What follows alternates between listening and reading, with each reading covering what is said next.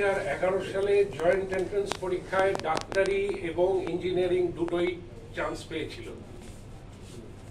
সে doctor হতে চেয়েছিল।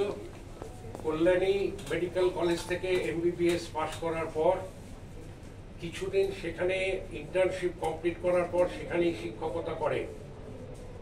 তারপরে নিট পিজি পরীক্ষায় উত্তীর্ণ হয়ে সে বক্ষরোগ বিশেষজ্ঞ হতে চেয়েছিল এবং তার পোস্টিং হয়েছিল আরজিকরে। সেদিনকে 36 ঘন্টার ডিউটি। সেই ডিউটির প্রায় শেষের দিকে রাত্রে সে কিছুক্ষণ বিশ্রাম নেওয়ার জন্য সেমিনার রুমে ঘরে শুয়েছিল, সম্ভবত হয়তো ঘুমিয়েও পড়েছিল। তারপরে কি ঘটেছে আপনারা সবাই জানেন। এবং local authority, principal of the college, তার প্রথম রিয়াকশন ছিল যে তিনি সেমিনার রুমে গিয়ে ঘুমোচ্ছিলেন কেন। আজকে চিকিৎসক সমাজের দাবি স্পষ্ট। ইনি একজন জুনিয়র ডাক্তার, তার ডিউটিতে এই দশা হলো।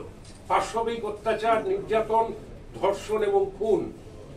কিন্তু তারও আগে তিনি একজন মহিলা। আমাদের দাবি নির্ভয়া ঘটনার মতন ঠিক একইভাবে এই ঘটনার আমরা দ্রুত বিচার চাই।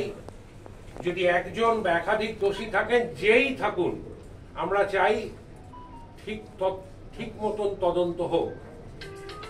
আমাদের ক্ষুদ্র বুদ্ধিতে এটা আমরা বুঝতে পারছি না যে এতদিন অবধি আমরা পুলিশকে সময় দিচ্ছি, তার মধ্যে না পারলে আমরা সিবিআই কে দেব।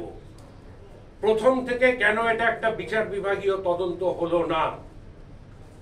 দেখুন, আমাদের কোনো ক্ষমতা নেই। আপনারা আমাদের কাছে আসেন, আমরা সাধ্য মতন পরিষেবা দিই। আজকে আমরা একটা 1 ঘন্টার টোকেন স্ট্রাইক করছি 11টা থেকে 12টা, কিন্তু কোনো আপৎকালীন এমার্জেন্সি সার্ভিসকে এফেক্ট করা হবে না। আপনাদের যারা বসে আছেন আমাদের দেখাতে আজকে আউটডোরে হয়তো একটু অসুবিধা হবে, কিন্তু আশা করব আপনারা আমাদের সাথে আছেন। এটা শুধু চিকিৎসক সমাজ নয়, এটা পুরো সমাজের লজ্জা। এটা হতে পারে না একটা সভ্য দেশে। একটা টিচিং হসপিটালের ভেতর, বিল্ডিং এর ভেতর এমন একটা ঘর যেখানে সিঁড়ি নেই, শুধু লিফট ছাড়া পৌঁছানো যায় না। বিশ্রাম নেওয়ার কোনো কক্ষ এইসব হাসপাতালে আমরাও কাজ করেছি, ডাক্তারদের থাকে না। এমনকি বাথরুম থাকে না বেশিরভাগ জায়গায়। অভয়া সেখানে খানিকক্ষণের জন্য বিশ্রাম নেওয়ার জন্য শুয়েছিল। তারপর কি ঘটেছে আপনারা সবাই জানেন।